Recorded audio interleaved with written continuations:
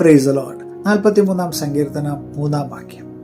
നിന്റെ പ്രകാശവും സത്യവും അയച്ചു തരണമേ, അവ എന്നെ നടത്തുമാറാകട്ടെ. നിന്റെ വിശുദ്ധ പർവ്വതത്തിലേക്കും തിരുനിവാസത്തിലേക്കും അവ എന്നെ എത്തിക്കുമാറാകട്ടെ. അനുഗ്രഹിക്കപ്പെട്ട നല്ല ദിവസത്തിനായി നമുക്ക് സ്തോത്രം ചെയ്യാം. പണ്ടു കാലങ്ങളിലൊക്കെ നമുക്ക് ദൂര സ്ഥലത്തേക്കൊക്കെ യാത്ര പോകണമെങ്കിൽ അന്നധികം വാഹന സൗകര്യങ്ങളൊന്നുമില്ല. വെളുപ്പിന് എഴുന്നേറ്റ് നമ്മൾ നടക്കുവാൻ തുടങ്ങും. വലിയ ക്ഷീണമൊന്നും അറിയാതിരിക്കുവാൻ വേണ്ടിയിട്ടാണ് വെളുപ്പിന് എഴുന്നേറ്റ് നടക്കുന്നത്. വെളിച്ചമൊക്കെ നന്നേ കുറവാണ്. നാം ഇങ്ങനെ നടന്ന് പോകുമ്പോൾ നമ്മുടെ ചുറ്റുമുള്ളതൊക്കെ അവ്യക്തമായി നമുക്ക് തോന്നും. എന്നാൽ സൂര്യൻ പതുക്കെ ഉദിച്ച് ഉയർന്നു വരുന്ന സാഹചര്യം മുതൽ നമുക്ക് ഈ കാഴ്ചകളൊക്കെ പതുക്കെ വ്യക്തമായി തുടങ്ങും.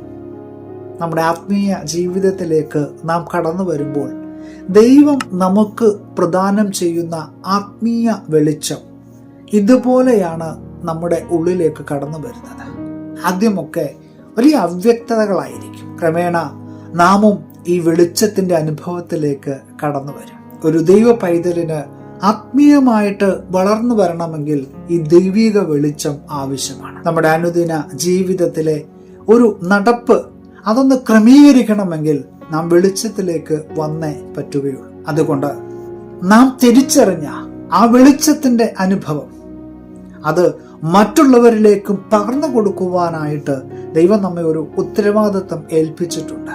അതൊരിക്കലും നാം മറന്നു പോകരുത്. മത്തായി എഴുതിയ സുവിശേഷം 5-ാം അധ്യായം 16-ാം വാക്യത്തിൽ ഇങ്ങനെ എഴുതിയിരിക്കുകയാണ്: അങ്ങനെ തന്നെ മനുഷ്യർ തങ്ങളുടെ നല്ല പ്രവൃത്തികളെ കണ്ട് സ്വർഗസ്ഥനായ നിങ്ങളുടെ പിതാവിനെ മഹത്വപ്പെടുത്തേണ്ടുന്നതിന് നിങ്ങളുടെ വെളിച്ചം അവരുടെ മുമ്പിൽ പ്രകാശിക്കട്ടെ. നാം ഓരോരുത്തരും ഓരോ വിളക്കുകളാണെന്നുള്ള കാര്യം മറന്നു പോകരുത്. ഒരു മെഴുകുതിരി സ്വയം ഉരുകി അത് മറ്റുള്ളവർക്ക് പ്രകാശം കൊടുക്കുന്നത് പോലെ ഒരു ചെറിയ വെളിച്ചമാണെങ്കിൽ പോലും അത് നമുക്കും മറ്റുള്ളവർക്ക് പകർന്നു കൊടുക്കാം. ഉത്തരവാദിത്തങ്ങൾ മറക്കാതെ എവിടെ ആക്കി വെച്ചിരിക്കുന്നുവോ തങ്ങളെ ഏൽപ്പിക്കപ്പെട്ടിരിക്കുന്ന ചെറുതും വലുതുമായ ശുശ്രൂഷകൾ ഏറ്റവും അനുഗ്രഹത്തോടെ ചെയ്യുവാൻ നമ്മെ ഓരോരുത്തരെയും ദൈവമേ സഹായിക്കണമേ എന്ന് ഈ ഒരു പ്രഭാതത്തിൽ നമുക്ക് പ്രാർത്ഥിക്കാം.